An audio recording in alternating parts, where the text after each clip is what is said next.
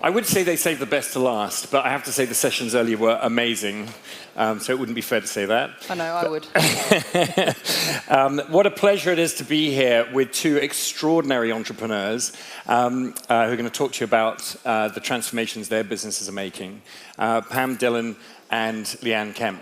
Now, Pam's business is, as we heard just a second ago, in the area of using machine learning to transform the way we can personalize the experience around wine and other drinks. And I don't know if anybody in the room is a fan of wine, but I think that's a pretty exciting prospect. And Leanne has been leading the charge and revolutionizing the world around blockchain, not on the crypto side, but on building more trust and transparency. And both of them are hugely successful, so it's a real pleasure to have you both here. Thank you. So, Pam, I thought we'd start with you and just talk about what is the customer story before your product came along, and tell us what you've changed. Sure. The tradition of wine is 8,000 years old. So the tradition is very non-tech. Only for the last several hundred years have people been guided by really the critics and by popular brands, by labels. And they were meant to be a shorthand, effectively a way for a consumer, a person, to find easily what they liked on a shelf. You see a number, everything gets brought down to a single number, and you're supposed to buy it if it's a 99, even if it's not a 99 from your personal taste. And the same thing is true for wine brands. Somebody else might really like it. It might be very, very popular generally, but maybe it's not to your personal taste. And so the state of the art in machine learning with respect to wine, and for that matter, any sensory consumer product, is to start with the one thing that the engineers don't know, which is when you taste a wine, do you like it or not? And if you like it or you don't like it, the algorithms reach into a database where we've tasted through the entire world of wine, the presence and the absence of hundreds and hundreds of different characteristics. I know what you're thinking. Someone had to do it. Yeah, who had to do it? But the data are spectacular, and it's why the algorithms work like a human expert, because those algorithm foods were grown by masters of wine and master sommeliers, the largest group working together in the world. So for the first time, we give consumers voice. So they don't need to be able to articulate, I like more or less sweetness with my acidity, or more or less tannin with my fruit and wood. You can just say if you like something or not, and you're off to the races. It sounds incredible. It conjures up a picture in my mind of, well, maybe they're not incredible at doing it yet, but the music services where they try and surface things that you haven't heard of before, that would surprise you or delight you. Is that something that we'll see? Because it's a hugely fragmented market. It really is. The history around this is actually, as you well point out, well laid in the music industry. It's this idea of creating discovery. If you like a series of songs, say, what might come next? The algorithms historically have really been collaborative filtering in orientation, so crowdsourcing. So if a lot of people like this song by Sting, then you might like it too. And then it evolved where the algorithms were content-based, so the songs were all listened to by engineers, and all of the characteristics were identified, and that was a real advance in the art. The nuance with what we're doing in sensory consumer products is our algorithms bring all those characteristics together and bring them up into an individual preference profile versus just reacting to individual characteristics like they do typically for songs. And the reason that we do it that way is because you don't taste fruit or acidity or tannin or oak as an independent thing. You sense them, you take them all in at the same time. And so we needed code to be able to express that and express what a human expert did when you reacted to something that you liked or you didn't like. Well, what about it did you like or you didn't like? Amazing. And this is actually a new approach. This is not off-the-shelf machine learning techniques. You've pioneered new territory here. Yes, that's actually quite true. There was no off-the-shelf technology. It's a novel form of machine learning for which we've been awarded 9 patents. Wow. Congratulations. Thank you. Wow. How do you follow that? Just a co-founder and a chief science officer together. This is really a blend of right brain, left brain people, engineers, art people brought together. And alcohol. Yeah. And what? And alcohol. And wine. Well, there's a natural inebriation that comes with the work we do. And the outcome of that improved customer experience is just more That's what we keep smiles telling ourselves. It's been really fun to build, but it does have commercial impact. I'm looking forward to trying it. Leanne, now these sound like very different businesses, but we're going to bring this together in a minute. But Leanne, tell us about... I was completely sober in the making of my movie. Throughout? Yeah, mostly. Tell us about Everledger and what you've been doing, because obviously the blockchains had all kinds of media narrative around it, but you guys are doing some incredible things. I mean, you told me earlier 2.5 million diamonds on the blockchain. That's pretty outstanding. So tell us, what was the problem you were focused on?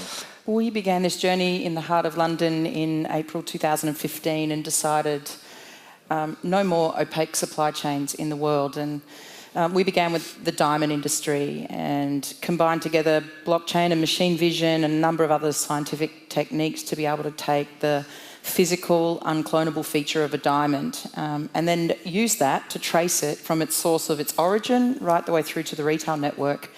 And in fact, this week, as we're celebrating with Times Square, a huge billboard in the middle of Times Square, where the Gemological Institute of America is promoting the origin of the diamonds. And if you walk into a Tiffany store today and ask the question, where does it come from, the answer's there. And about time. Amazing. Amazing. And how long has that been in the making? I would say, for me, when I was in my late teens with Leonardo DiCaprio's Blood Diamond movie was really the triggering point for me. Well, that's quite recently. I couldn't... I left watching that movie thinking, is this fact? Is it fiction? Is there truth behind the screen? And I lived with that for a number of years, and the technologies weren't available, and neither was the social contract with consumers. We were always asking certain questions, but we were never in a place to be able to afford those answers with a string of truth, and today is truth. So that sounds like a very pragmatic use for the blockchain technology. I just want to go one step further. Is there a business model behind it that's now, working and producing an income stream for you? Yeah, we've been generating revenue since year one. The diamond industry has faced 500 years in the making. It's an incredible industry, but it's also faced significant challenges over the past number of decades. We haven't really discovered a new mine in the last number of 20-odd years. We even have diamonds that have been mined in Australia, the proud pinks and champagne diamonds. We're now at the end of a finite resource, and so there's no sobering moment than realising that parts of our finite resources are coming to an end. But the diamond industry is plagued with a number of challenges, and those challenges are all combining at the same point in time. And we just so happen to be in the right place at the right time when the rise of blockchain as a technology and those protocols on decentralization and distributed enablement was well underway. And so unlike many other blockchain companies that was a technology looking for a problem to solve, the problem was standing right in front of us, and we just so happened to be a bunch of nerds, sober, dealing with ones and zeros, and said, here, this is how we solve it. Who said Hollywood doesn't do good? That's inspired by movie. No, it's an incredible story. So, and that's all about kind of authenticity, trust, and ethical sourcing, right? And so, just jumping back to you, Pam. The wine industry has some challenges in this area too. It has indeed. There have been problems around authenticity for as long as wine was made. And so we are talking thousands of years. And it's only recently, with the nature of the technology that we have, that we're able now to start to authenticate. The authentication process is in its nascent stages in some respects, and in others very advanced. So masters can often taste the difference, and there are other ways of authenticating wine, including labels and corks and seals and other things. And most of the experts that are involved in authenticating wine won't actually tell you the very specific things that they do, because they do not want other people to hear about it. And so I'm not going to break that trust circle today either. I'm just going to say that there are techniques, there are ways. However, there are always ways to get around it. And so there are very notorious examples of people who have inadvertently purchased wine that isn't what it says it is. And just to be clear, this isn't just at the very highest ends, although some of the fanciest, schmanciest wines made in the world have been faked. These are wines that can be relatively inexpensive. They're just not what they say they are. So whether or not it's a matter of different quality or whether or not it's a matter of you're liking it or not, it's misrepresentation. It's wrong. And the industry is doing everything it can to sort a way to create trust in that regard. And how big a problem is this? Is this like the occasional? It's more than occasional. Okay. Yeah. The real issue stemmed from something that is starting to be controlled, which is empty bottles. So if you go to a restaurant and you see wine bottles that are presented with pride because they're beautiful wines, they're rare, and they're empty, there are those people who will take them and put something else into them and go through the rest of the process. And that's a classic way that it happens at the very high end. But at the low end, it's really taking what we call a wine lake and just dumping it into a bunch of bottles and slapping a different label on it and selling that in a general market to an unsuspecting public. So this sounds like a problem that maybe something Everledger could have a crack at. But we were having the conversation. Making my job bigger. Diamonds, wine. It's a tough life. But moving into wine, we had a chat that you mentioned something about non-alcoholic drinks as well. Yeah, it's fantastic. We have about 35,000 incredible entrepreneurs and startup in the state of Queensland, and one of our entrepreneurs has more recently taken the botanicals, the native botanicals of Queensland, and enabled a non-alcoholic gin. And as a part in true Australian style and fashion, of course, he takes his proud invention across into the US and presents it dutifully in front of the judges, of which they awarded him incredible gold medals. And in true Aussie style said, "Nah, mate, not real." So that posed a challenge. They didn't know. The judges didn't know. Didn't know. Oh, wow. But of course, in the UAE, there is a great economic advantage to be able to import non-alcoholic beverages. And parts of the test into the market, those beverages were stopped at the border. And they were fully tested, and they were tested with a non-alcoholic reading. But the problem is they will not be able to enable that trade across the border unless we can tamper-proof down the actual bottles. And so we are in the process of doing that work right now. So it's interesting. Here's Everledger proving a diamond that is real, and now we're applying our technology to prove that alcohol is not real. Yeah. So. But would you be able to use it for the traditional wine industry as well? Absolutely. Yeah, we've done some work post Napa fires with Appalachian wines. We did a fair bit of work with Avery Dennison on some intelligent labelling, and we tamper-proofed down the bottles themselves. So that's using technology that's been around for quite some time. But combining that with microdot washing of parts of the bottles and the labels as well gives us the ability through a blockchain environment to show that harmonised truth globally. There are other elements of authenticity as well. It's not just is something counterfeit. It's just is something what it says it is. Is it produced in a certain way? And if we think about wine, and for that matter, we think about any sensory consumer product as being trustable, you know, its source. Is it where is it grown? Is it made where it says it was? And you know, whether it's wine or diamonds, it's a lifestyle. There's a lifestyle element to it, and increasingly people want that kind of proof positive to live the authentic lifestyle that they're interested in. So the example I'm thinking of is, say, biodynamic wines. This is actually a challenge in the wine industry, just definitions around biodynamics and organics and that sort of thing. But the industry is coming to terms with it, both within nations and worldwide. But being able to source where you're getting your wines and that they are what they say they are, this is an important element of the supply chain. No, absolutely. So we're going to run out of time shortly, and I was keen to really understand what you see coming around the corner next in your industry, and what's the next kind of technological innovation going to be, either, you know, towards the end of this year or next year. What would you pick out? Yeah, there are so many things now, I think, going on with sensory consumer products. Our tech, our software, well, it's primarily B2B software. We assist in the personalization experience across the wine and spirits supply chain. This tech can be used, though, for any sensory consumer product, and increasingly people understand that it really is a holistic kind of experience. And so the distinction I would draw is between preference and personalization. So personalization is something that people talk about a lot, and it can mean pretty much anything. Preference is very simply defined, at least we'll define it this way, as are you going to like something or not?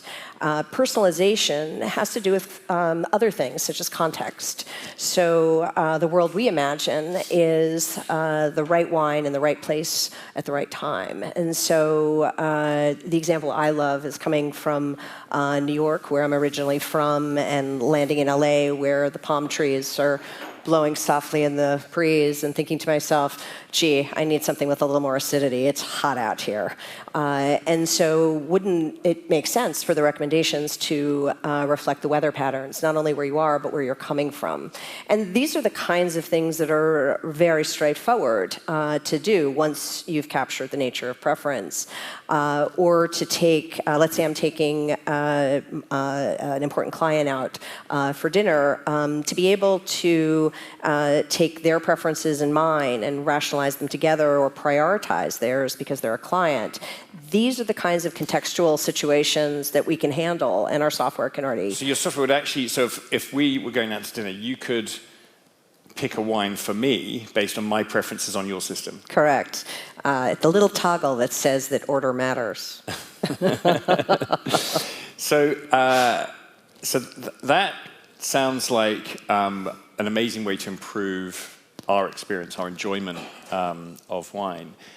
Just coming back to you, Leanne, I mean, a lot of people are thinking about picking products with transparency, knowing that they're making a contribution, kind of voting with their wallet, making a difference to society, especially as we look at things like the circular economy and how we can reduce waste and make sure products are ethically sourced.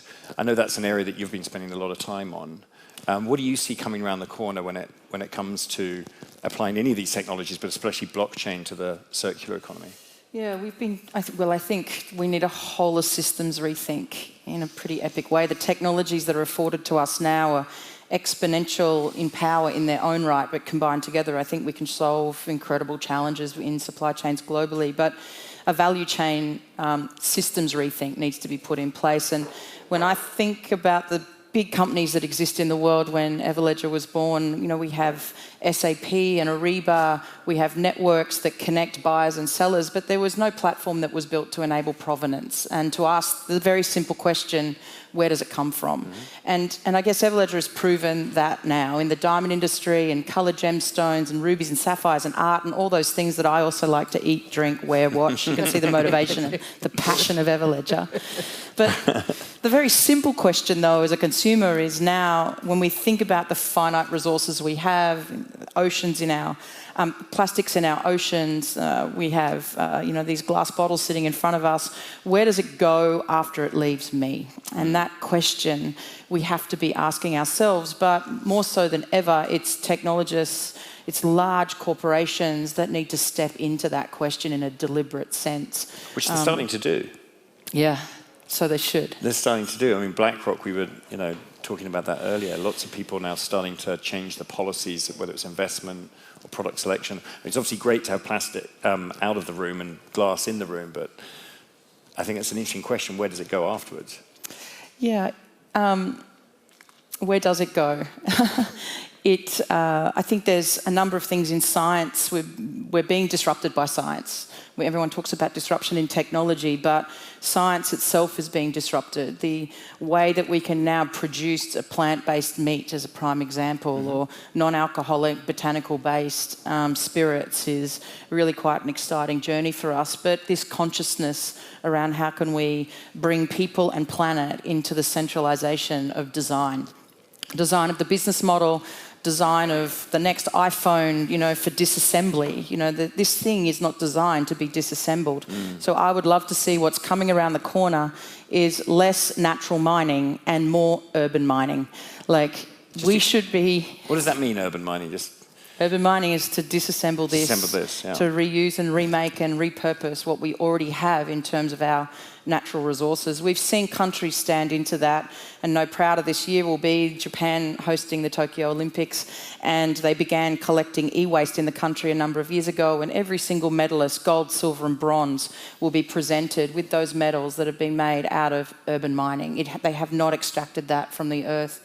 We've seen commitments now more recently with supply chains like Rio Tinto in green aluminium, where it's purposed back on an urban mining scenario. And even some of the large extractive industry companies in the world are starting to think now at an infrastructure level. But it has to be driven by financial companies, and this is exactly what's happened over the course of the last number of weeks, particularly with BlackRock. And some of our investors is Fidelity and Bloomberg and, Tencent in China. So they've seen this ever since they invested in us in 2015. But we talk about China closing its borders to waste, and everyone talks about that. But they don't say but and. And guess what? They have a federal minister for circular economy. So that gives you an indication of how they're thinking about the economic transition strategy that's well underway when it comes to natural resources. I didn't know that. Just staying on that point for a second, the whole re-commerce space is kind of, I guess, one step towards this, no? I mean, certainly we're talking here about lifestyle and technology. That's technology perhaps enabling a little bit of the circular economy. It's pretty exciting. So midnight on New Year's Eve or New Year's Day, whatever, I was a bit blurry at around that time. We began working with Alexander McQueen and released a pretty edgy video out into the world around the combination of technologies like blockchain and NFC, near-field communications, and work in the space pretty much around the entire way to rethink fashion. So watch this space. We've got 56 seconds until we stop talking, but I do know that over the horizon of the next number of weeks, we will see the luxury goods companies make a deliberate commitment to re-engineering fast fashion and business models. It's super exciting. It's good to hear. Yeah. It's good to hear. Just wrapping up, how do we get hold of this personalized wine experience? It is free to consumers, so it's just downloading WineRing, and it works like a person. So after a handful of ratings telling us if you like something or you don't like something, it'll start to get a sense of the nature of your preferences. There's also a jump start, so there's a bunch of wines we've preloaded, so you just flip through and you swipe through, right, left, and tell us if you like something based upon the label. It's a handy way to take a quick look and jog your memory. So yeah, and Spirits is coming in 2020 because, there's plenty of natural inebriation to continue building the project. Brilliant. And if there's one last kind of call to action around anything that we've been talking about just now, because I think, this is a a new decade and a more conscious decade maybe, especially around commerce and so on. And you were talking about the circular economy. What should people be thinking about in 2020? Be brave enough to ask the question that you know in your mind you need to be asking, and that is, where does it come from and where does it go after it leaves me? And make that an outward motion of your deliberate commitment to purchasing. Well, that is a great way to end the panel. Thank you very much, Pam. Thank you. Thank you, Leanne.